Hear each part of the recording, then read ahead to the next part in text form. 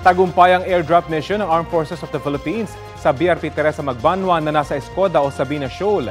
Kinumpirma ni AFP Chief of Staff General Romeo Browner na sa pamamagitan ng helicopter nakapaghatid sila ng supplies sa mga nagbabantay na sundalo roon.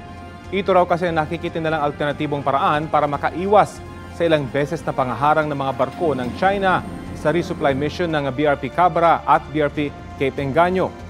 Sa press conference ng AFP at US Indo-Pacific Command, tiniyak ni Browner na gagamitin ng AFP ang lahat ng kanilang resources para magtagumpay sa rotation at resupply missions. Kung kinakailangan, hihingi raw sila ng tulong sa Amerika.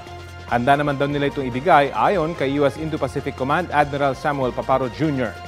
Ang China Coast Guard umalma sa airdrop mission ng AFP. Malinaw na paglabag daw yon sa sovereignty ng China dahil teritoryo daw nila ang Shandin Reef. Nagbabala rin sila sa Pilipinas na itigil ang anilay risky behavior, alisin ang barko at huwag nang palalain ang sitwasyon. Wala pang bagong pahayag ang AFP ukol dito, pero dati na nilang iginiit na may karapatan ng Pilipinas sa Escoda Shoal dahil pasok ito sa ating exclusive economic zone. Kapuso, alamin ang maiinit na balita. Bisitahin at mag-subscribe sa GMA Integrated News sa YouTube. Sa mga kapuso abroad, samahan nyo kami sa GMA Pinoy TV at sa www.gmanews.tv.